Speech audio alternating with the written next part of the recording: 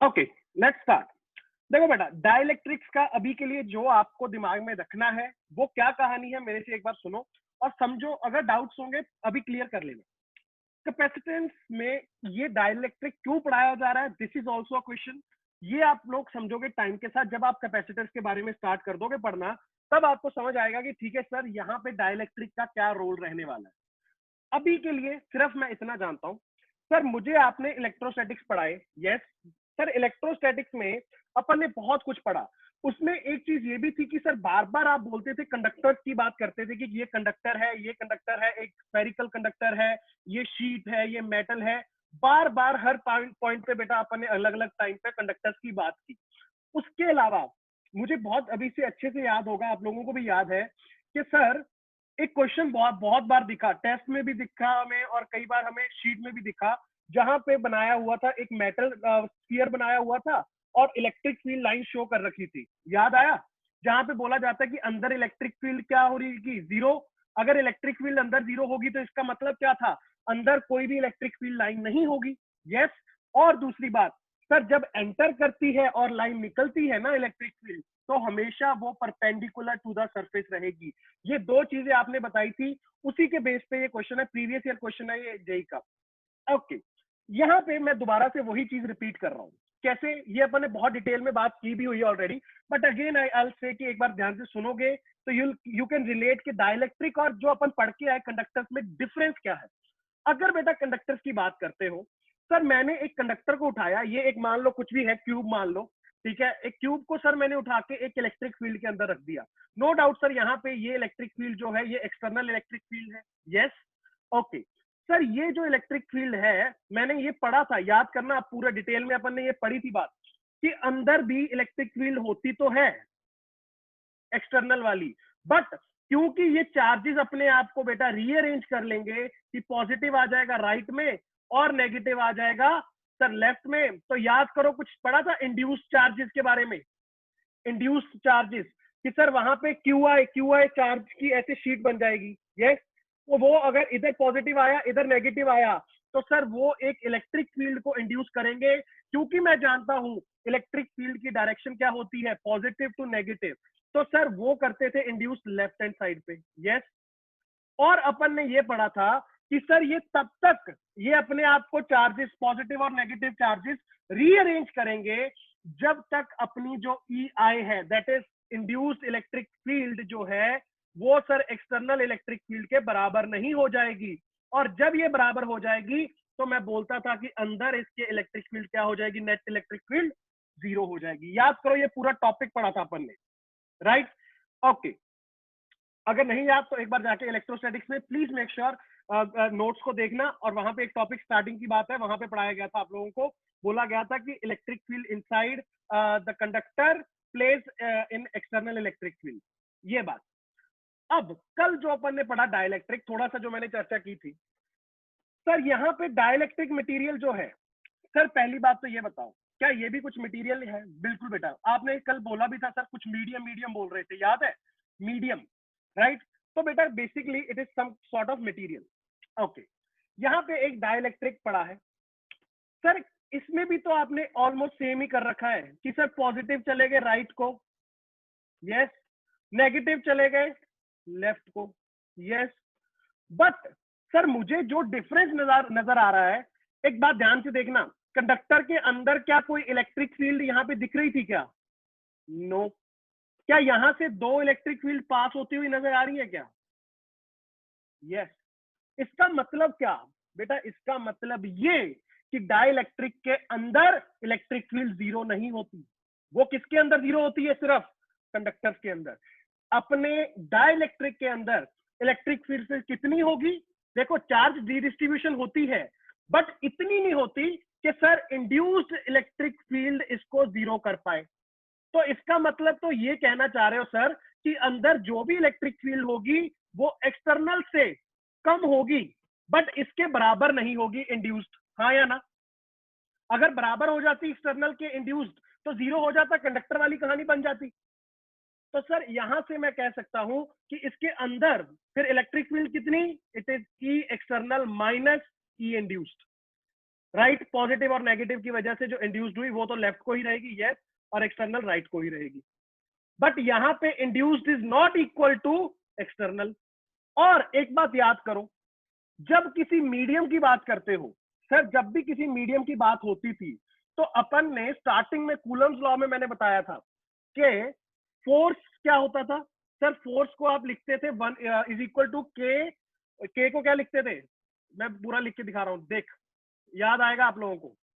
F is equal to लिखते थे 1/4 pi epsilon not Q1 Q2/r², याद है? अच्छा, फिर यहीं से तूने क्या किया था, इलेक्ट्रिक फील्ड निकालना स्टार्ट किया था। इलेक्ट्रिक फील्ड क्या आता था तेरे पास सर, मैं बोलता था के, एक चार्ज को यूनिट चार्ज ले लिया था Q/r², KQ/r², लिखते थे या नहीं? यस। अच्छा, जब सर कोई मीडियम होता है, अगर कोई मीडियम ले लिया अपन ने, तो याद करो एप्सिलॉन नॉट की जगह अपन ने क्या बोला था, क्या कर दूंगा एक चीज मल्टीप्लाई इसके साथ, डाई इलेक्ट्रिक कांस्टेंट, क्या मल्टीप्लाई कर दूंगा, डाई इलेक्ट्रिक कांस्टेंट। तो सर अगर मैं बोलूं ई डैश मतलब electric field inside this, E dash can be written as what sir, it can be written as 1/4 pi epsilon not into epsilon r। epsilon r क्या है, it is nothing but dielectric constant,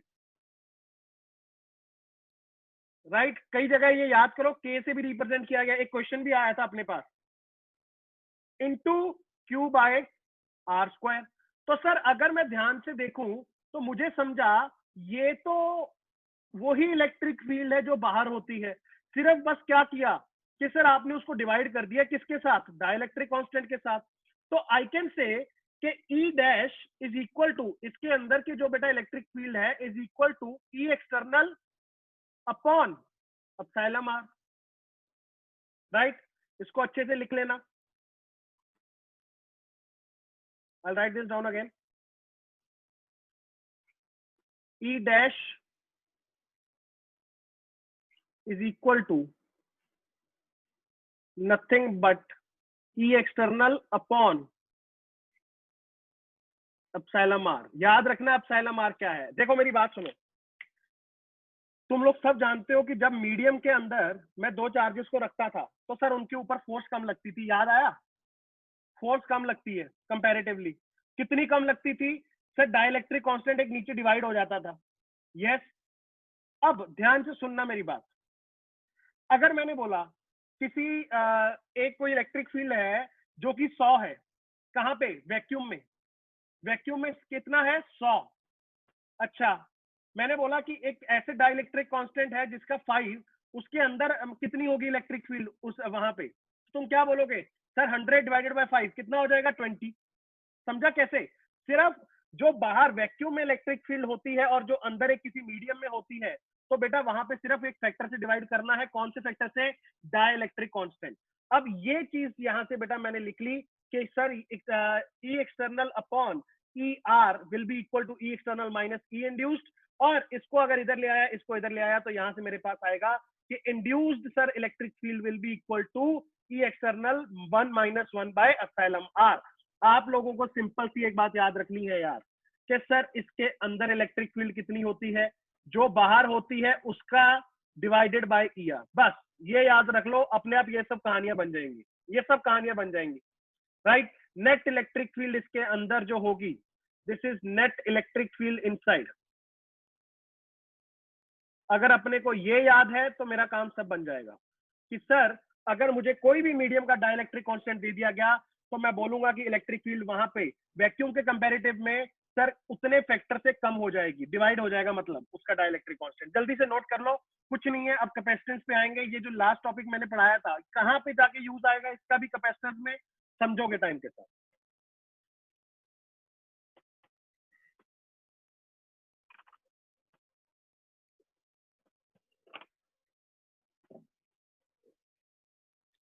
note it down.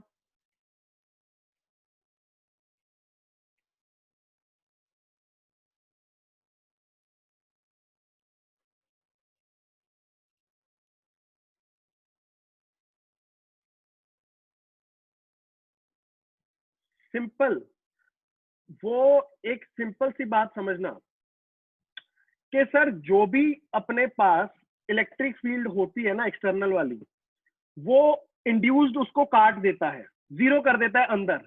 But किसके case में? Conductors के case में induced electric field क्या dielectric में नहीं होती सर? होती है। क्या सर एक्सटर्नल के बराबरी कर पाएगी वो? उतने से अपोज करके जीरो कर पाएगी अंदर? No, it will be lesser as compare to E external, जिसकी वजह से अंदर इलेक्ट्रिक फील्ड कितनी हो जाती है? नेट ई एक्सटर्नल माइनस ई इंड्यूस्ड। समझो, बहुत बारीक बात है, बट याद रखो, आगे जाके घबराओ मत, ये दोबारा आएगा,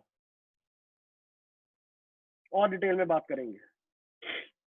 बट एक बात तो सीधी सी याद रख लो, कभी भी अगर कोई मीडियम दे दिया जाता है और उसका डाइलेक्ट्रिक बता दिया जाता है ना, तो बेटा जो के होता है ना तुम्हारा, के तुम लिखते हो 1/4 एप्सिलॉन नॉट। ये मैंने पहले भी आपको टॉपिक पढ़ाया था अपन ने, अगर आपको याद हो, रिलेटिव परमिटिविटी करके, राइट? तो वहां पे आप लोगों को बताई गई थी ये बात कि तुम लोग एप्सिलॉन नॉट लिखते थे, एप्सिलॉन आर क्यों नहीं लिखते? क्योंकि सर वैक्यूम के लिए 1 होता है वो, याद है? तो इसलिए अपन उसको छोड़ देते हैं। बट अगर किसी चीज का अपने को डाइलेक्ट्रिक कांस्टेंट दे दिया जाए तो एप्सिलॉन नॉट के साथ उसको मल्टीप्लाई कर दो, बस काम खत्म तेरा, मीडियम वाला तेरा किस्सा खत्म। एक सेकंड, कुछ क्वेश्चन है मैं ले लूं। Sir here epsilon, yes yes, epsilon R is dielectric constant, also लिख लेना, also it is also denoted by K, कई बार लिख लो छोटा सा स्टार मार्क करके।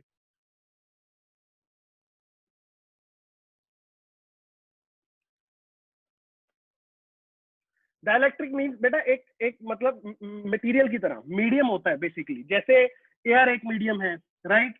कोई वाटर एक मीडियम है, यू गेट इट? ग्लास एक मीडियम है, ऐसे। सर आप वो पेन से लिख रहे हैं? लैपटॉप नहीं, लैपटॉप पर नहीं लिख रहा मैं लिख रहा हूँ पैड पे, राइटिंग पैड पे। Okay, I clear this down.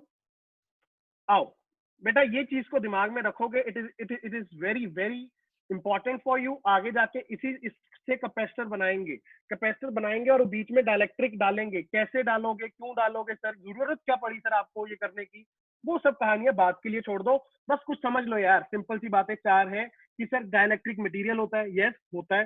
Conductor अलग होती है कहानी, डाइलेक्ट्रिक की अलग होती है, yes sir.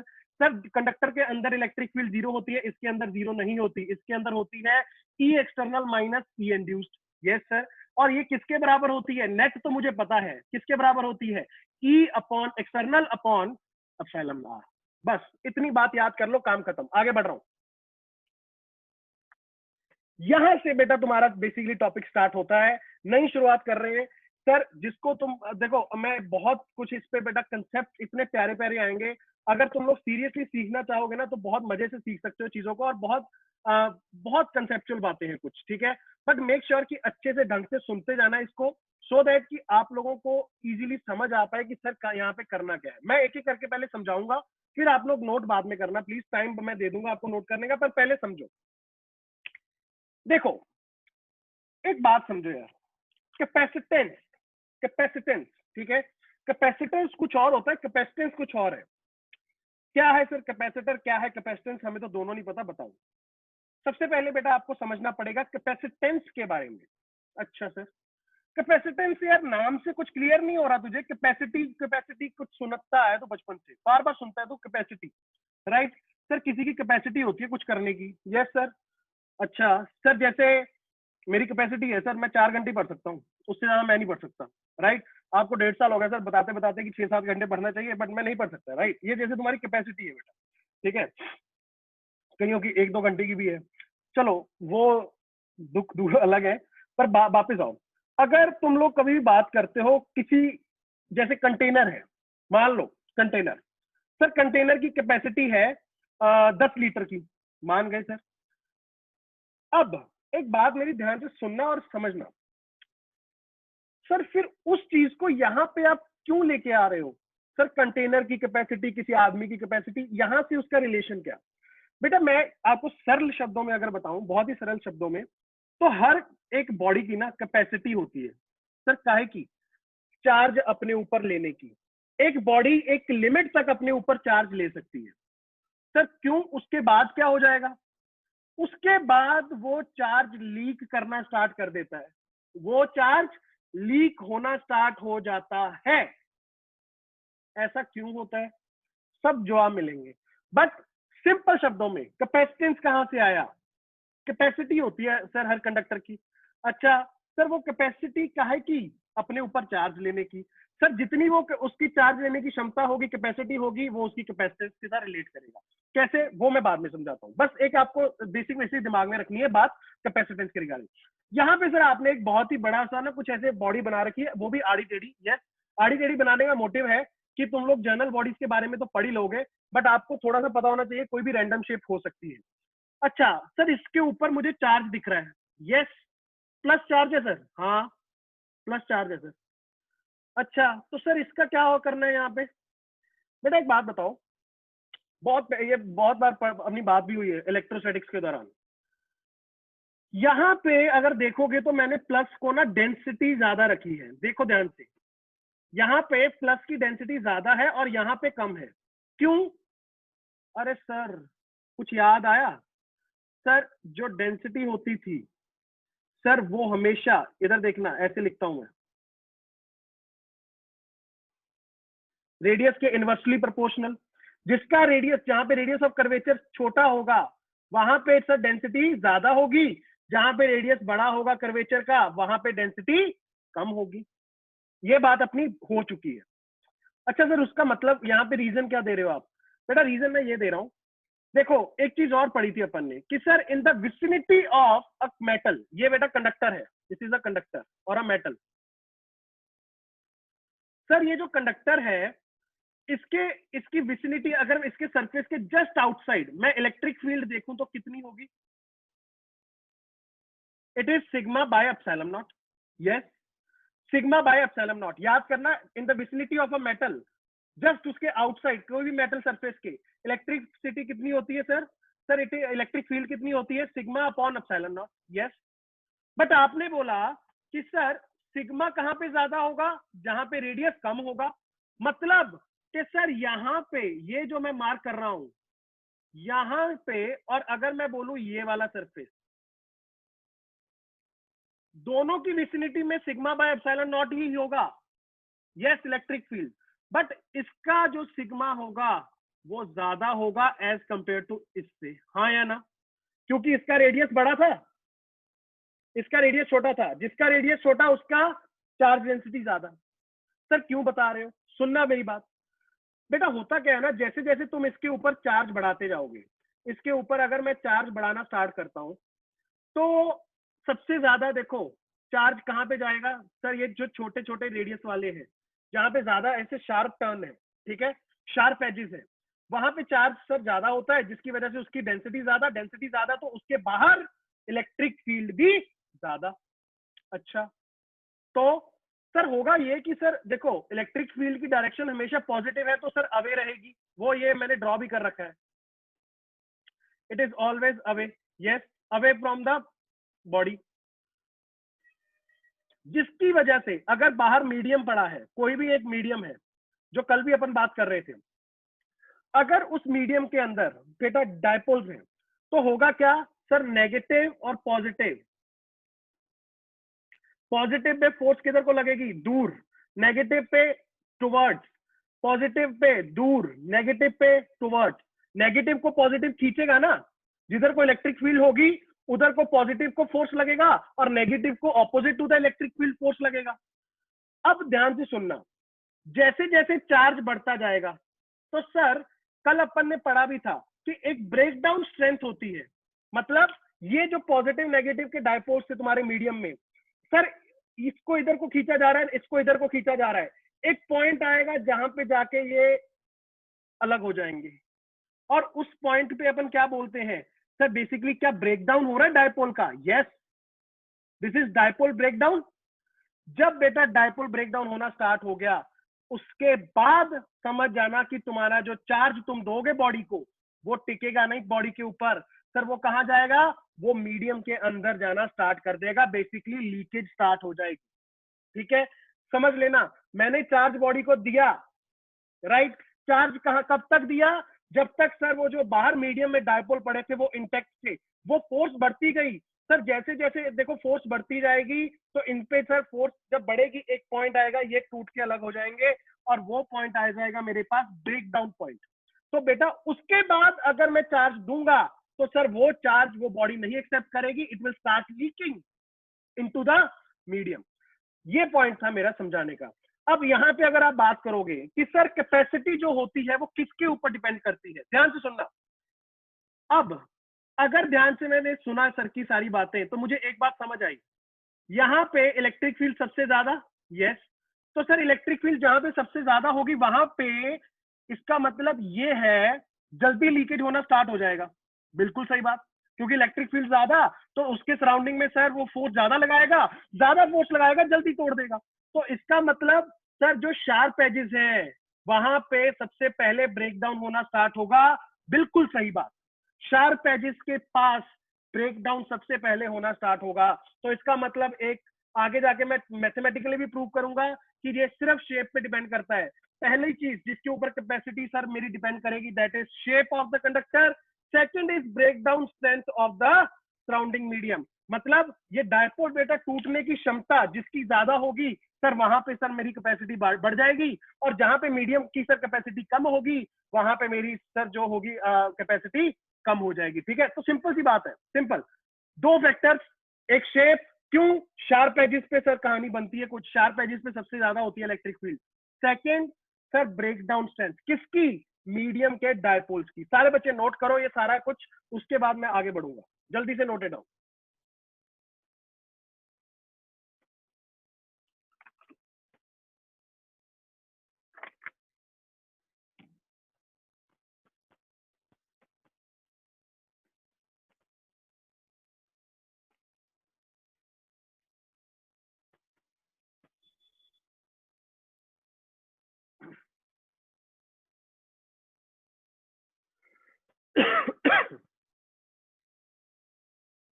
Durgesh, no no no no, it is not non conducting. Sir capacitance क्या वी पे डिपेंड करता है? नो। समझ जाएगा सिद्धार्थ, तेरा आंसर अभी मिल जाएगा तुझे आगे। यस यस यस खुशी, बिल्कुल। जैसे जैसे चार्ज बढ़ेगा इलेक्ट्रिक फील्ड बढ़ेगा, इलेक्ट्रिक फील्ड बढ़ेगा तो सर इसका मतलब ये कि सर वहां पे फोर्स बढ़ेगा, फोर्स बढ़ेगा सर नेगेटिव को अपनी तरफ खींचेगा, पॉजिटिव को दूर खींचेगा। सर दोनों को देखो ऐसे खींचा जाएगा, एक पॉइंट आएगा खट से अलग अलग। कल भी अपन ने बात की थी थोड़ी सी।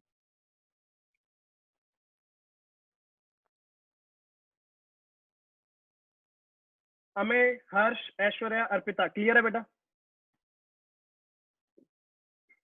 कुछ नहीं है, एक सिंपल सा पॉइंट है, बस दिमाग में डाल लो।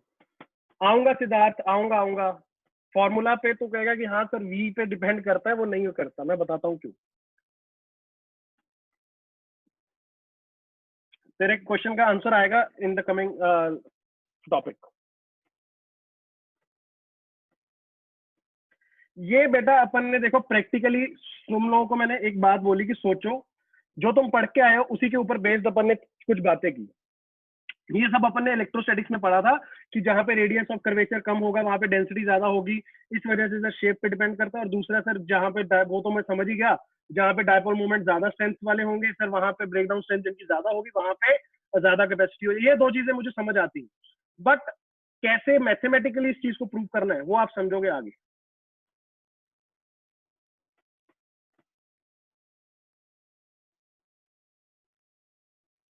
आगे बढ़ना बढ़े, जल्दी बताओ, स्पेशली जो वीडियो पे हैं बच्चे।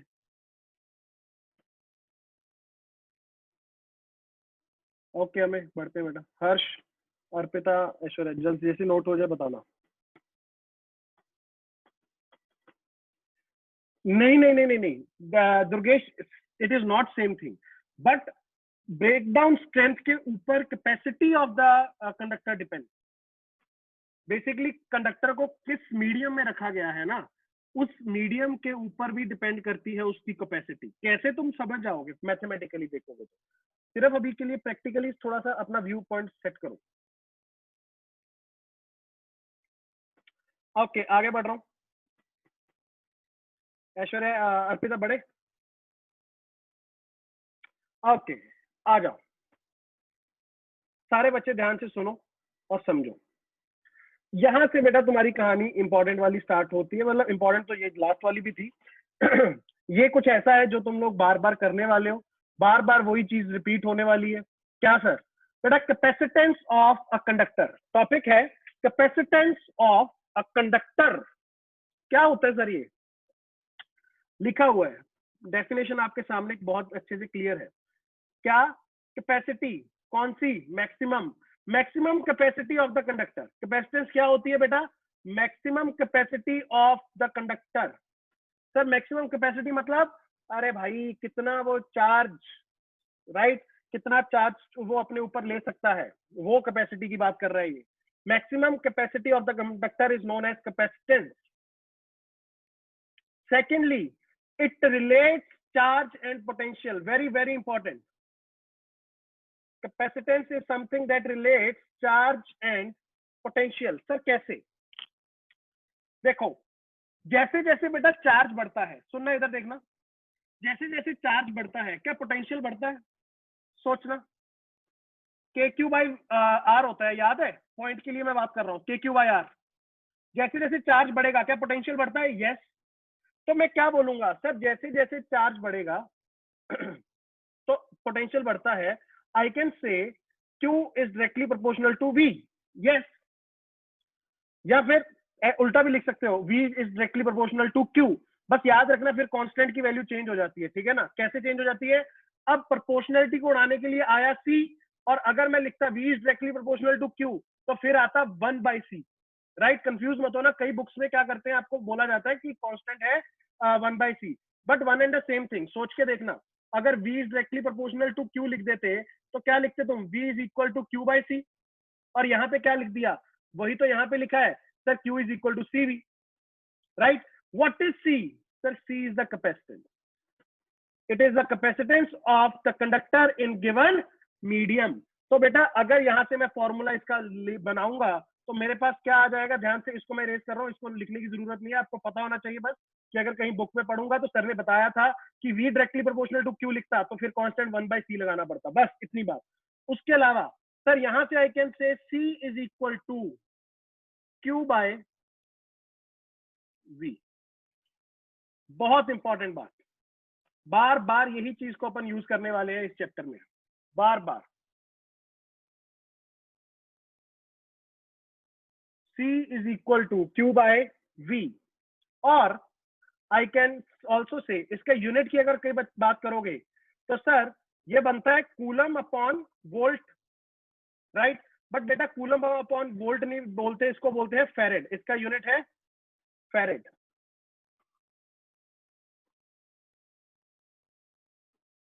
नोट कर लेना, ऐसा यूनिट इज फेरेड।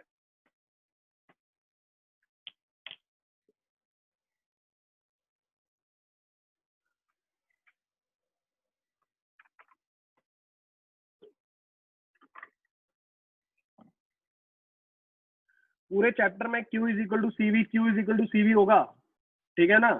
तो यही सर्व सत्य है इस चैप्टर का, मान के चलो। और अभी क्वेश्चन आया था सिद्धार्थ का, सिद्धार्थ का कहना था सर कैपेसिटेंस पोटेंशियल के ऊपर डिपेंड करती है क्या? इसका मैं आंसर दूंगा। इसने ये फॉर्मूला, ऑब्वियस सी बात है, इसी फॉर्मूला से बात कर रहा था सिद्धार्थ कि सर यहाँ पे तो मुझे दिख रहा है कि C is inversely proportional to potential, और ये बच्चे गलती करते हैं, ठीक है, बच्चे गलती करते हैं, उनको लगता है कि सर यहाँ पे वो V के ऊपर डिपेंड कर रहा है, बट ऐसा नहीं होता बेटा। खुद सोच के देखो कैसे। अगर मैं आपको बोलूं, इधर देखना, अगर मैं आपको बोलूं कि sir C is equal to क्या है? Q अपॉन पोटेंशियल ना। अब एक पॉइंट चार्ज का बोलना पोटेंशियल क्या होता है? KQ/R। R मान लो R डिस्टेंस है, तो क्या Q से Q कट गया क्या? जितना चार्ज बढ़ाएगा क्या उतना ही पोटेंशियल भी बढ़ता है?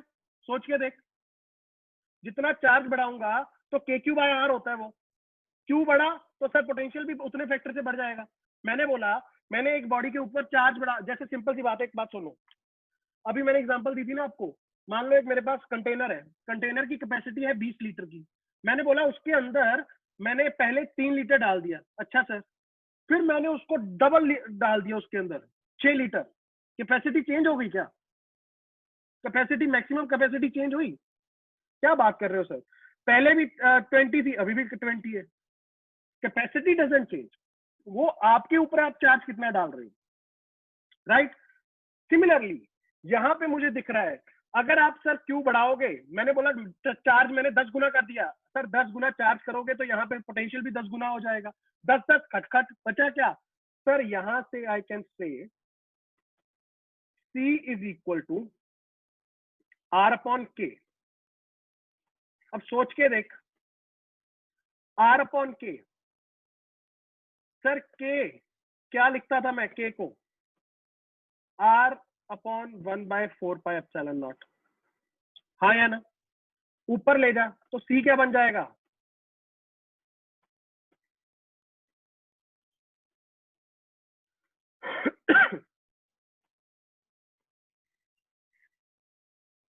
राइट।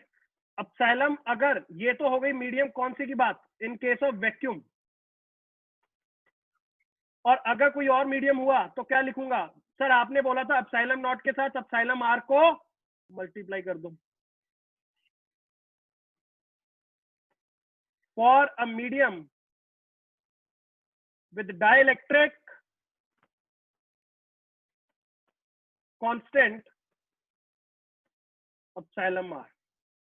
जल्दी से बताओ, मेरी बात समझ आई, सिर्फ दो फैक्टर्स पे अभी भी डिपेंड कर रहा है, कौन कौन से, R size, second medium, second medium, अगर मीडियम चेंज करोगे तो एप्सिलॉन नॉट के साथ एप्सिलॉन आर लग जाता है, याद करो, एप्सिलॉन के की वैल्यू चेंज हो जाती है, के की वैल्यू चेंज होने का मतलब सर मीडियम के साथ के चेंज हो रहा है, तो इसका मतलब एक तो मीडियम पे डिपेंड कर रही है कैपेसिटी, और दूसरी उसकी शेप के ऊपर। लिख लेना इस पॉइंट को स्टार मार्क करके, मैं अभी बोल रहा हूँ, स्टार मार्क करके लिख लो, पहले ये सब कहानियां लिखो, ये लिखो सारी, तुम लोग इसको बेटा ऑर्डर में लिखना, मेरी तरह ऐसे मत करना, नीचे लिखना, ये नहीं है कि ऊपर चढ़ाते जाओ एक दूसरे के।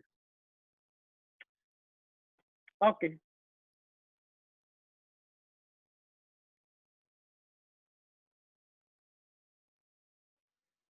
पॉइंट इज, नोट डाल लो, the capacity of a conductor, the capacity of a conductor only depends on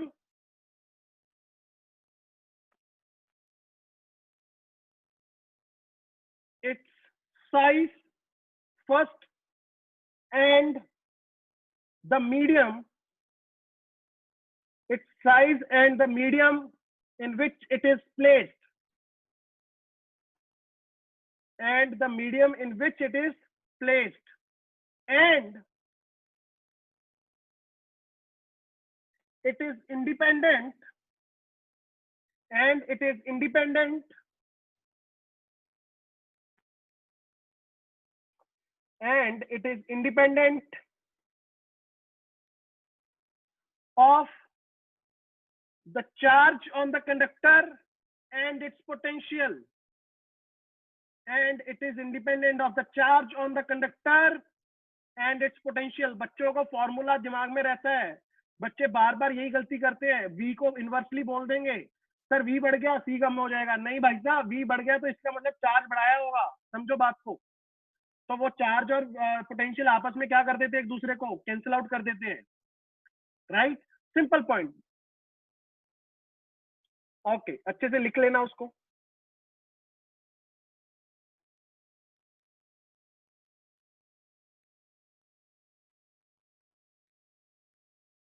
I'll clear this out.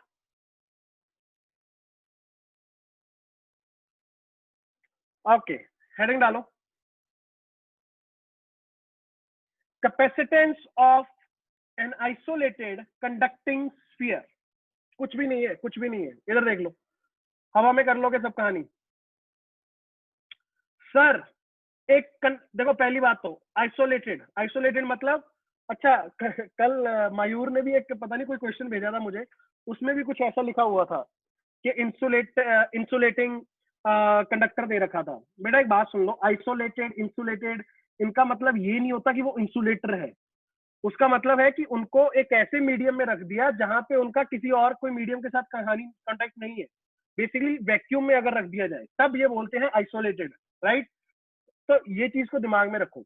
अगर एक बेटा कंडक्टर को आइसोलेट कर दिया गया, अच्छा सर कर दो, फिर क्या करेंगे? तो बेटा यहाँ पे एक बात को ध्यान में रखो, उसके ऊपर अगर मैं चार्ज देता हूं प्लस क्यू, रेडियस है आर, क्या ये मैं बहुत अच्छे से जानता हूं कि सर उसका पोटेंशियल कितना हो जाएगा? के क्यू बाय आर, राइट? उसका पोटेंशियल कितना हो जाएगा? के क्यू बाय आर सरफेस पे। अच्छा, अगर मुझे बोला जाए उसकी कैपेसिटेंस निकाल दो, तो सर मैं क्या जानता हूं? Capacitance is equal to Q by V, K Q by R. Cut गया सर? क्यू से क्यू कटा, यस। तो सर ये तो वापस वही आ गया। बिल्कुल बेटा वही आएगा, क्योंकि पॉइंट चार्ज की बात कर ले या फिर एक स्फीयर की बात कर ले, कहानी तो सेम है, राइट? कहानी तो सेम है। और पॉइंट चार्ज पे बात करना is not so sensible, rather than हमेशा याद रखा करो इसको स्फीयर को, क्योंकि एक बॉडी की कैपेसिटी होती है, राइट? तो एक बॉडी को कितना चार्ज देना है, इसी वजह से हमेशा याद रखने के लिए विल रिमेंबर स्फीयर। और के क्यू बाय आर है, आर ऊपर जाएगा तो तुम्हारे पास बन जाएगा 4 पाई एप्सिलॉन नॉट आर। और अगर सर कोई मीडियम हुआ जिसके एप्सिलॉन आर जिसका होगा कहानी डाइलेक्ट्रिक कांस्टेंट, तो याद रखना सर अगर किसी डाइलेक्ट्रिक कांस्टेंट ई आर वाले मीडियम में रख दोगे तो कैपेसिटी कितनी हो जाएगी? उतनी ही फैक्टर से ही बढ़ जाएगी। जैसे अब पता नहीं तुम लोगों को किसी को याद है या नहीं, अगर याद है तो मुझे मैसेज करो। वाटर का मैंने बताया था आपको, वाटर का डाइलेक्ट्रिक कांस्टेंट याद है किसी को?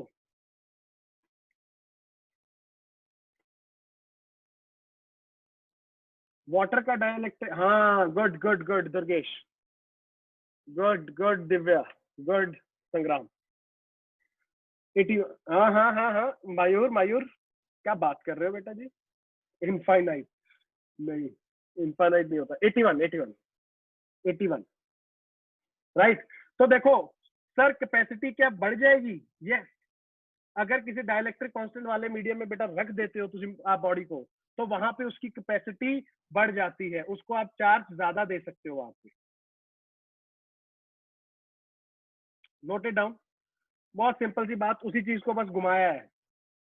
याद रखना हमेशा Q is equal to C V होता है, C is equal to Q by V होता है। ये फॉर्मूला बार बार घुमाया जाएगा, बार बार घुमाया जाएगा अलग अलग सिचुएशन में।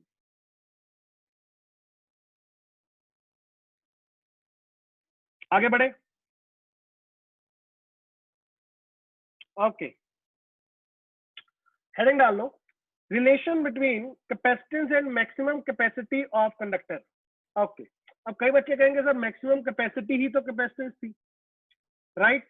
कई बच्चे कहेंगे सर मैक्सिमम कैपेसिटी ही तो कैपेसिटेंस थी।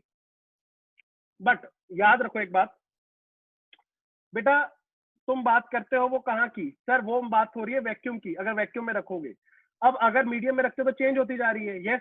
अब यहाँ पे एक बात समझो, अगर मान लो कि जो सराउंडिंग में तुम्हारे यहाँ पे पोटेंशियल है, राइट? अच्छा सर, अंदर तो पोटेंशियल कांस्टेंट होता है, याद है आप लोगों को? अंदर पोटेंशियल कांस्टेंट होता है किसी भी मेटल के। अब ये मत बोलना सर कैसे, अरे सोच के देखो ना, जब तुम स्फीयर की बात करते हो, स्फीयर जो होता है तुम्हारा, तो स्फीयर में क्या लिखते हो? के क्यू बाय आर ही लिखते हो इनसाइड भी। सब अंदर वाले पॉइंट्स इक्वी पोटेंशियल होते हैं, याद है कहानी? तो अंदर हमेशा पोटेंशियल कांस्टेंट रहता है, यस।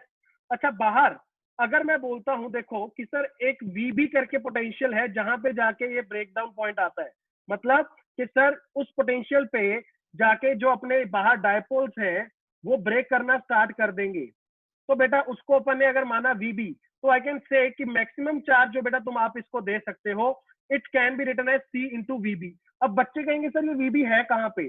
बेटा रिमेंबर वन थिंग, सबसे पहले इधर देखना, मेरी बात ध्यान से सुन लेना।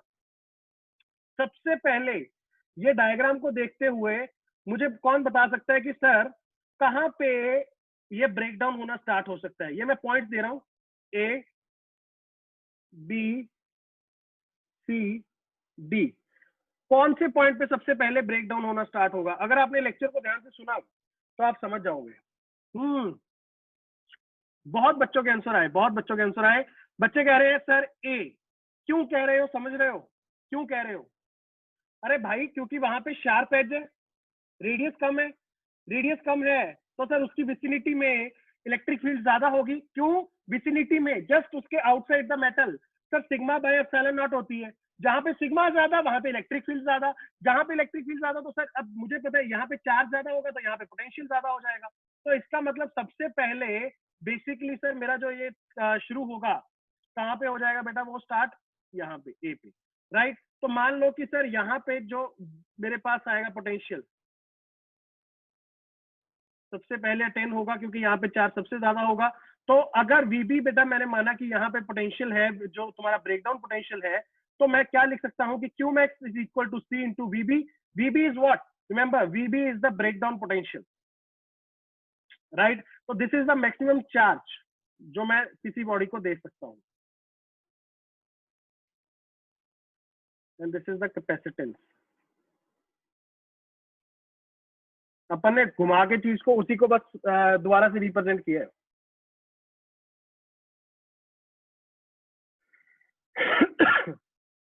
खुशी no no no no no, B पे नहीं होगा बेटा, बी पे नहीं होगा। बी पे तो देखो रेडियस कब कम कहाँ पे, रेडियस ऑफ कर्वेचर ए पे ज्यादा घुमा घुमा है वहां पे। और यहीं पे अगर एक और इंपॉर्टेंट बात तुम करो कि सर अगर मैं बोलता हूँ अर्थ की कैपेसिटी की बात, तो बेटा ध्यान से सुनना, अभी जो बोल रहा था अपना कौन बोल रहा, मयूर बोल रहा था इंफिनिटी, मैं उस पर भी आऊंगा। इधर देखना, C is equal to Q by V होता है, यस।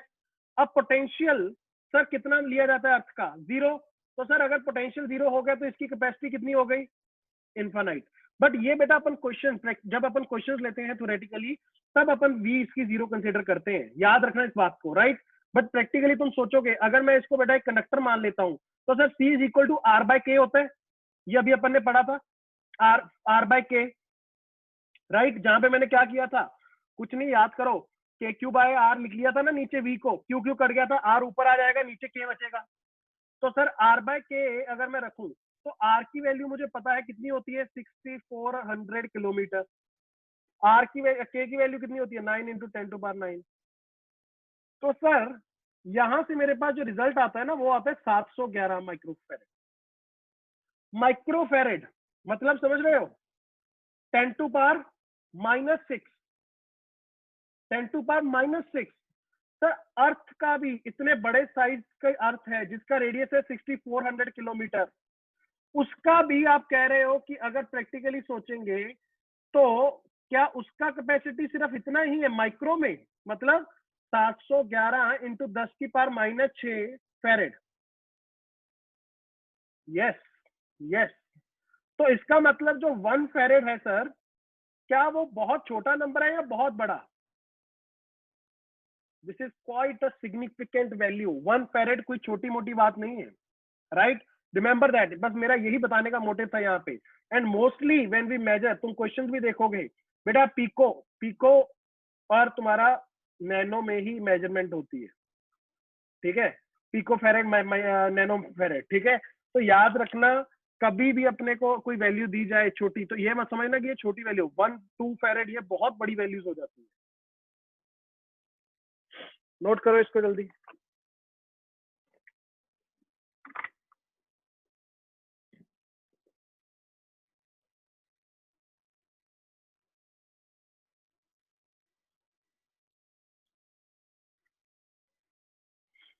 हाँ भाई संग्राम जी, क्लियर है? क्या लगता है 1 फेरेड बहुत छोटा है या बहुत बड़ा? हाँ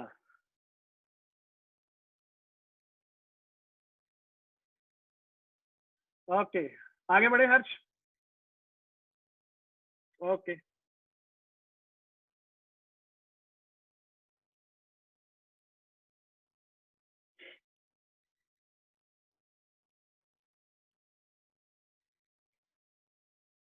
आगे बढ़ रहा हूँ बेटा। अर्पिता हो गया नोट सिद्धि का? Okay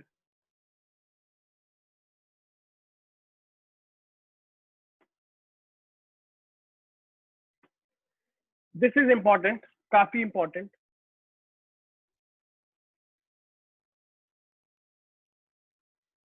sharing charges between isolated conductor, heading डालना, sharing charges between isolated conductor. क्या कहानी है सर ये? सुनो ध्यान से, पहले मेरी बात सुन लेना, बाद में नोट कर लेना, मैं टाइम दे दूंगा, प्लीज सारे बच्चे आ जाओ। मान लो बेटा एक यहाँ पे मेरे पास कंडक्टर पड़ा है। अब देखो मैं बनाने को इसको पहले ही ना आपको स्फीयर बना के दिखा सकता था, बट बेटा वो स्पेशल केस हो जाएगा, इसलिए मैंने उसको बाद के लिए रखा है। पहले मान लो कुछ भी एक्स वाई जेड शेप होगी, कोई भी मेटल होगा कंडक्टर, ठीक है। मैंने बोला कंडक्टर के ऊपर चार्ज है +Q1, ओके। दूसरा एक और कंडक्टर ले आया जिसके ऊपर चार्ज है Q2, यस सर। बेटा सोचो, अगर मैं इन दोनों को जोड़ देता हूं, ये C1 C2 क्या लिखा हुआ है बेटा, ये इसकी कैपेसिटी है, C1 इसकी कैपेसिटी, C2 इसकी कैपेसिटी। पहले तो मुझे एक बात बताओ, क्या किसी के ऊपर चार्ज चेंज करने से उसकी कैपेसिटी पे कोई फर्क पड़ेगा क्या? नो। जानते हो ये बात? सर अगर मैंने बोला इनको मैंने कनेक्ट कर दिया, चार्ज तुम्हें पता है फ्लो करेगा, वो कैसे फ्लो करेगा? अभी अपन ने टॉपिक पढ़ा था रिसेंटली, याद है इलेक्ट्रोस्टैटिक्स में, पोटेंशियल सेम हो जाता है दोनों बॉडीज का। अच्छा, फ्लो करेगा चार्ज, चार्ज में चेंज आएगा क्या दोनों के ऊपर? वो भी आएगा, सही बोल रहे हो सर। अच्छा, चार्ज में चेंज आने से क्या कैपेसिटी चेंज होती है? अभी अपन ने पॉइंट लिखा है स्टार मार्क करके, चार्ज के चेंज होने से कैपेसिटी में कोई चेंज नहीं आएगा। तो सर कहना क्या चाह रहे हो? बेटा मेरी बात पहले सुनो, फिर समझना इसको अच्छे से। अगर इसके ऊपर चार्ज Q1 था, इसके ऊपर चार्ज Q2 था, मैंने बोला इसको कनेक्ट करने के बाद दोनों के ऊपर चार्ज आ गया, इसके ऊपर आया Q1 फाइनल, इसके ऊपर आया Q2 फाइनल। कितना है मुझे नहीं पता, मैंने बोला कुछ ना कुछ आया, राइट। अच्छा सर, पहले इनिशियली मैं क्या लिख सकता हूं? सर मुझे पता है कि इसका अगर पोटेंशियल V1 था पहले और इसका पोटेंशियल V2 था, तो आई कैन राइट कि V1 is equal to Q1 by C1, right. Q is equal to CV होता है ना। तो मैंने क्या लिख लिया, potential initially was Q1 upon C1। Similarly इसका potential can be written as sir Q2 by C1 C2, yes. अच्छा सर यहां तक तो क्लियर था। फिर आपने कनेक्ट कर दिया, बेटा जैसे ही कनेक्ट कर दूंगा क्या दोनों का पोटेंशियल सेम हो जाएगा क्या? जैसे ही अपन दो कंडक्टर्स को कनेक्ट करते हैं, सबसे बड़ी कंडीशन क्या अपन बोलते हैं? सर उस दोनों का पोटेंशियल सेम हो जाएगा। पोटेंशियल सेम हो जाएगा तो सर कहना से कि सर इसका पहले वाले का फाइनल पोटेंशियल और दूसरे वाले का final potential equal, which can also be written as sir इसका फाइनल पोटेंशियल क्या लिखूंगा, Q1 final upon C1। Capacity में चेंज नहीं आया, चेंज किस में आया? चार्ज में, right. Q2 final upon C2। और यहां से आई कैन स्टेट कि सर जो इनकी जो रेशियो होगी, सर आई कैन से कि सर चार्ज किस पे ज्यादा होगा? सर जिसकी कैपेसिटी ज्यादा है। तो basically I can also say Q1 और Q2 के फाइनल चार्जेस की जो रेशियो होगी, it is sir C1 upon C2। Very very very very important formula. You need to realize कि यहाँ पे अपन ने कैसे किया, एक एक करके पॉइंट्स को पकड़ो।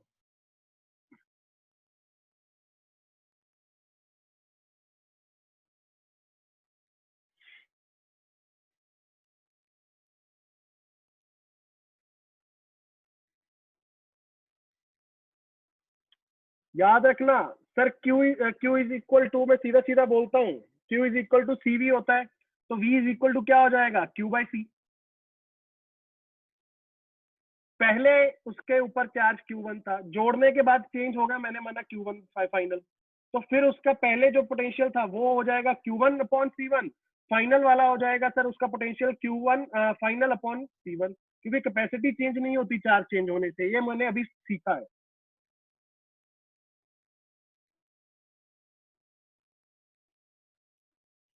अच्छा एक और बात बताओ, एक और बात बताओ, वैसे मैंने नेक्स्ट स्लाइड पे लिखा हुआ है बट आप लोग ऐसे ही बताओ मुझे। एक सिंपल सा क्वेश्चन, एक सिंपल सा क्वेश्चन, ये आपने बोला sir charge upon capacity, charge upon capacity की रेशियो सेम रह रही है, हाँ या ना? Charge upon capacity. अच्छा अगर मैं फाइनली बात करूं, फाइनली फाइनली जब ये जुड़ गए दोनों, अब दोनों की कैपेसिटी क्या जुड़ जाएगी, मिल जाएगी? अगर एक की कैपेसिटी थी, जैसे मैंने बोला, मैंने एक कंटेनर लिया 10 लीटर का, दूसरा लिया 20 लीटर का, दोनों को सर अगर मैं जोड़ दूं तो मेरे पास जो टोटल कैपेसिटी हो जाएगी 30 हो जाएगी, समझ आया? राइट। तो इसका मतलब सर इन दोनों की मिला के कैपेसिटी कितनी हो जाएगी? Sir I can say it will be equal to C1 plus C2। जब ये दोनों एक साथ हो गए, दोनों के ऊपर चार्ज कितना है, या तो बोल लो Q1 प्लस Q2 जो इनिशियली था, और Q1 final plus Q2 final.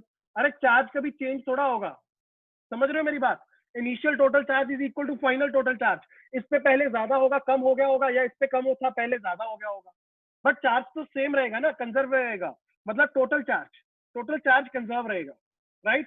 तो सर कहना क्या चाह रहे हो बेटा? मैं ये कहना चाह रहा हूं कि this can also be written as, I will clear the annotations and I will move आगे।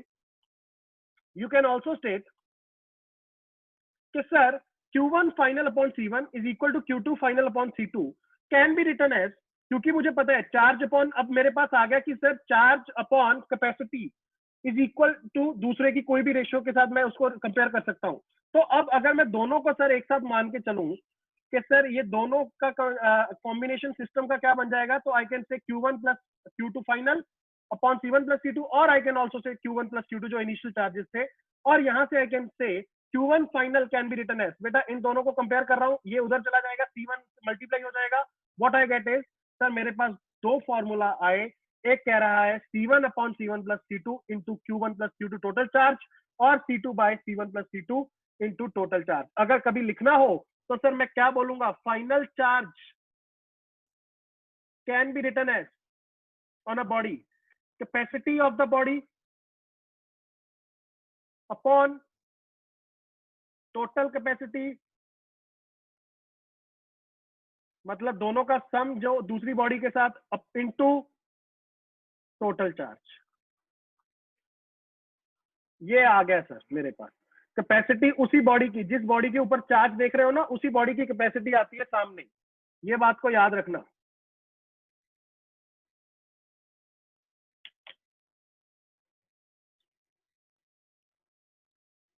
अर्पिता, सिद्धिका और अमय और हर्ष, जैसी हो जाए मुझे बता देना।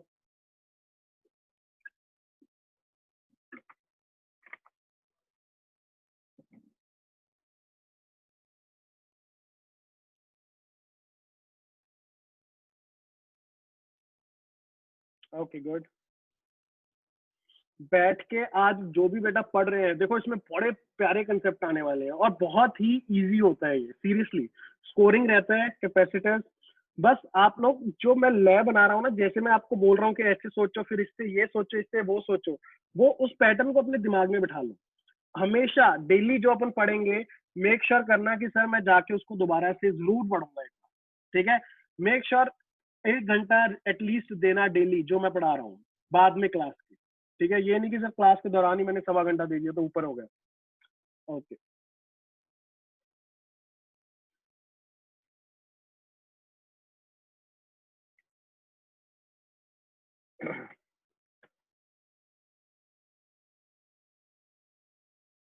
Sir when we add then the capacity of the one body increase. नहीं यार संग्राम, अभी अपन ने एक बात बोली, क्या कैपेसिटी कभी चेंज होगी चार्ज बदलने से? कैपेसिटी तो चेंज ही नहीं होती। जैसे एक मेरी बात समझना, अभी मैंने बड़ी एग्जांपल आपको जैसे दिमाग में रखा करो, एक डिब्बा है जिसमें तुम 10 लीटर पानी डाल सकते हो, तू उसमें 2 डाल, 10 डाल, 5 डाल, 6 डाल, राइट? उससे ज्यादा डालेगा क्या हो जाएगा, लीक हो जाएगा, ओवरफ्लो कर जाएगा। बट उससे कम कितना भी डाल, कैपेसिटी क्या कभी चेंज होने वाली है क्या? चाहे ज्यादा डाल के देख ले, चाहे कम डाल के देख ले, कैपेसिटी कभी नहीं चेंज होती बेटा। अगर 2 लीटर डाल रहा है, कैपेसिटी उसकी तभी भी 10 कहलाएगी। 12 डाल रहा है, क्या 12 हो जाएगी? सर 2 ओवरफ्लो कर जाएगा, बचा कितना, 10 ही। तो remember one thing, capacity is independent of the charge, right? It will never increase और decrease. Okay, I will clear this. चलो अगर, अच्छा सुनना, ये चीज अगर समझ आई, बहुत बढ़िया। इसी के ऊपर सेम सेम करेंगे। 2 कंडक्टर्स को जोड़ा था, ठीक बात। सर बट आपने ना ऐसा बोला कि कंडक्टर ये कोई भी हो सकते हैं, आपने रैंडम शेप ली थी। अगर मैं आपको बोलूं कि अब काम करो,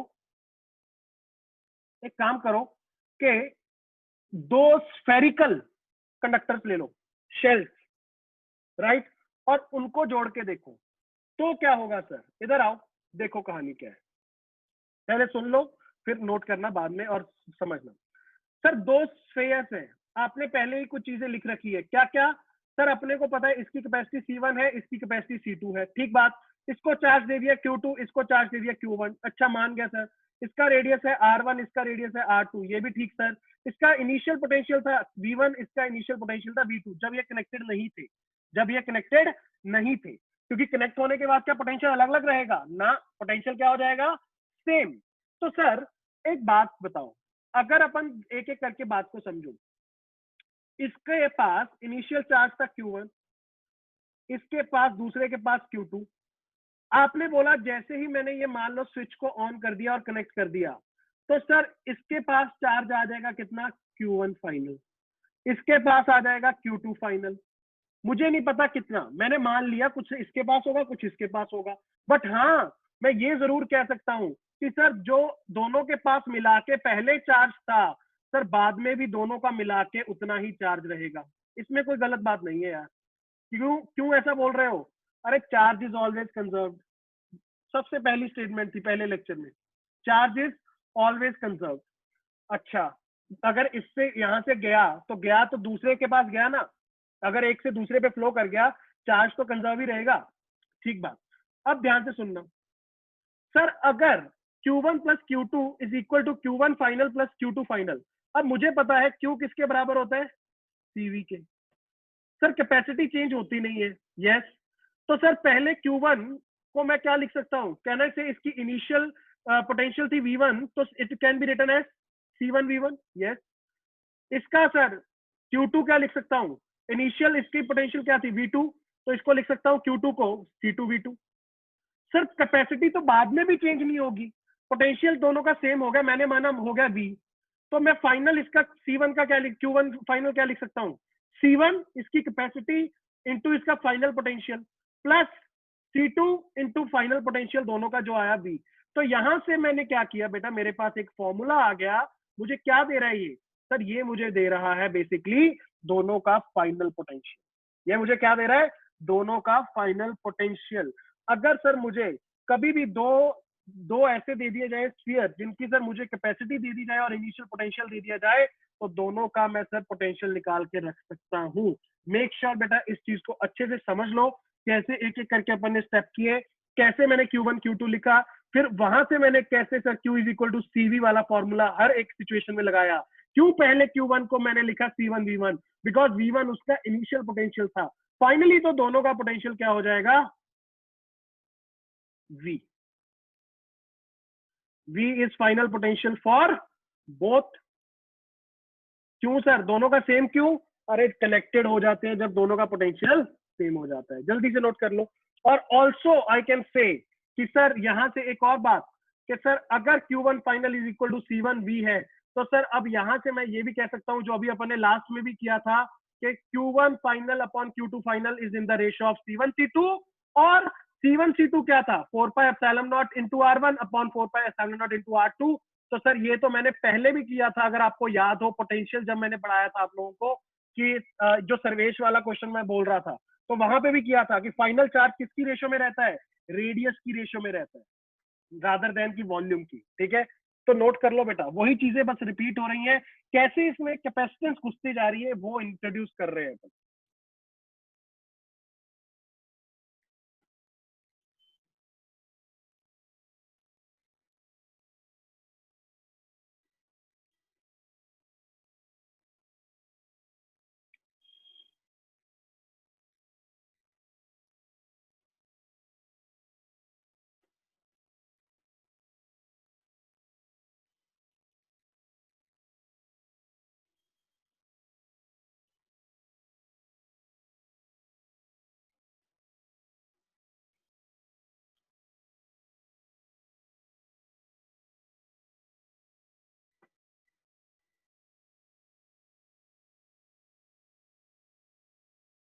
दो स्फीयर्स को जोड़ा, पहले अपन ने बेटा दो जर्नल वो लिए थे, कोई भी कंडक्टर्स लिए थे, उनको जोड़ के देखा था। जल्दी से नोट करो, कुछ भी नहीं है।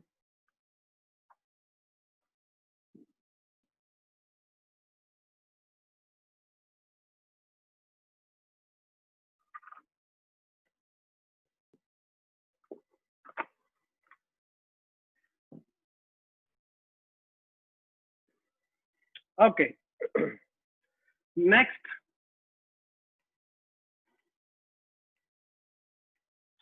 ओके, नेक्स्ट बेटा जो स्लाइड है ना, वहां पे आप लोगों को एक चीज बहुत अच्छी से समझनी पड़ेगी। वो चाहे तो हो सकता था मैं उसको स्किप कर देता, बट स्किप करने से देखो तुम लोग क्या होता कि वो ठीक है खाना पूर्ति होती है, आगे जाके तुम्हारे दिमाग में कुछ चीजें बैठ जाती, और उससे प्रॉब्लम ये होती कि ओके स्क्रीन शो हो रही है ना, ओके ओके। अगर आप लोगों को सीधा सीधा जैसे मैं बताऊं कैपेसिटर, ठीक है, अब तुम बुक्स में भी देखते हो, तुम लोगों के दिमाग में पिक्चर भी बैठ जाएगी कुछ टाइम के बाद, तुम्हारे हमेशा दिमाग में कैपेसिटर से आएगा, या तो सर ये दो प्लेट्स रख दी, ठीक है, पॉजिटिव नेगेटिव चार्ज वाली, ठीक है सर ये बन गया कैपेसिटर, ओके, या फिर स्फेरिकल कैपेसिटर हो जाएंगे, आने वाले टाइम में तुम सीखोगे।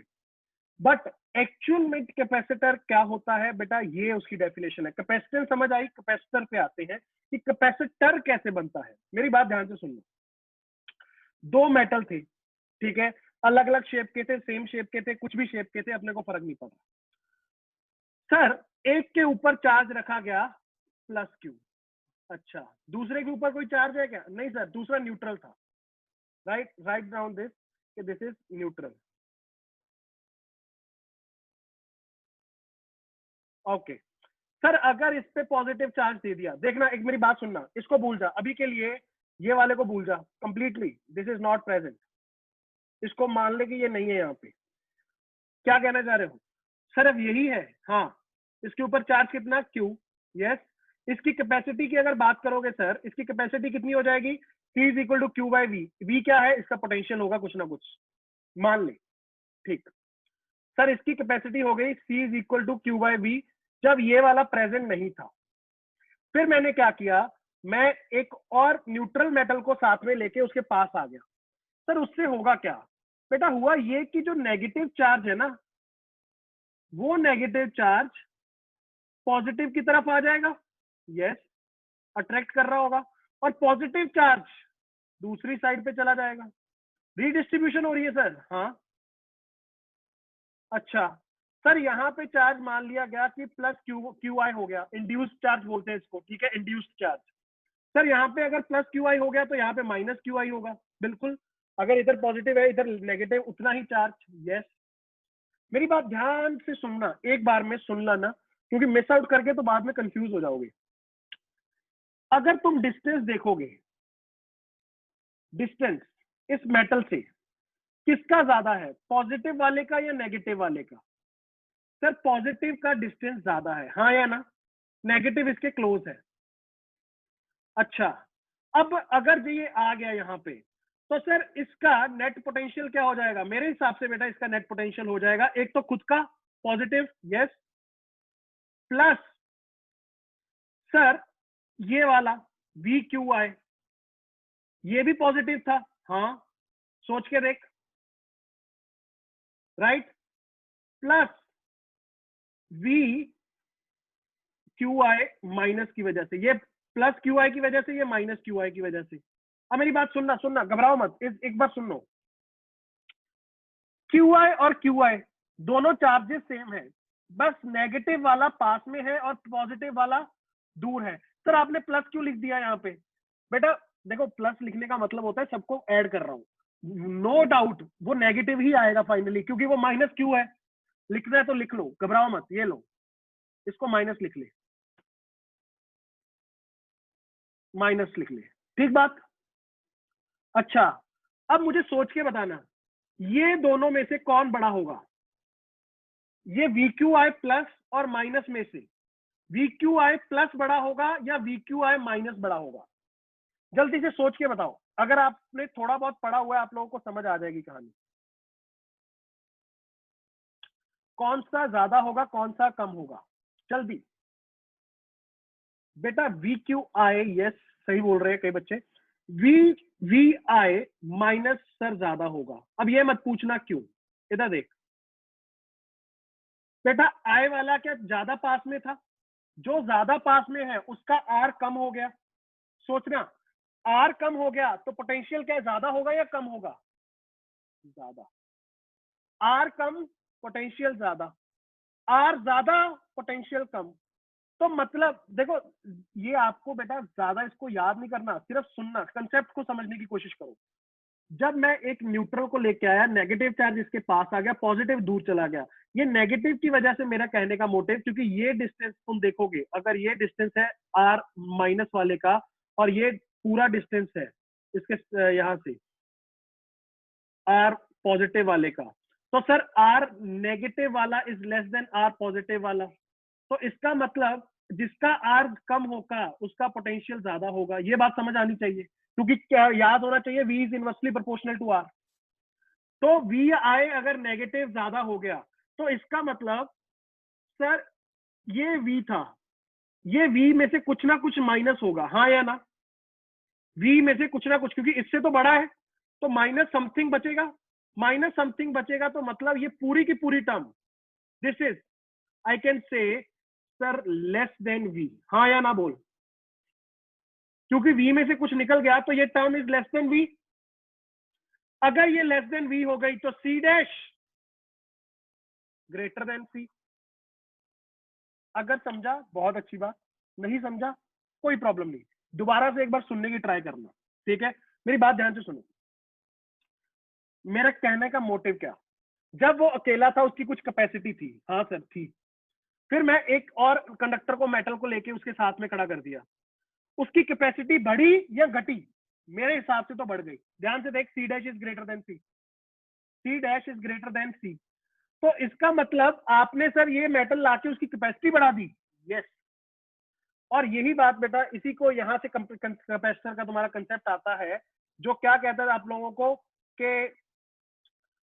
these pairs of conductors in a system are known as capacitors. Whenever a charged conductor is placed near another conductor, the overall capacitance of the system increases. Always remember, जब भी अपन capacitance की बात करते हैं, we do talk about the system, not just a single body,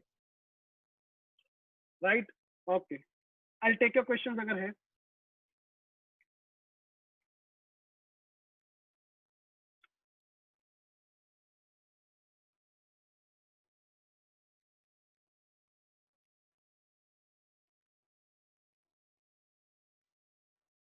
class कब तक होगा? बस बेटा 15 मिनट और, 10-15 मिनट और, बस एक छोटा सा टॉपिक है, फिर मैं अच्छे से स्टार्ट करवा दूंगा नेक्स्ट क्लास में।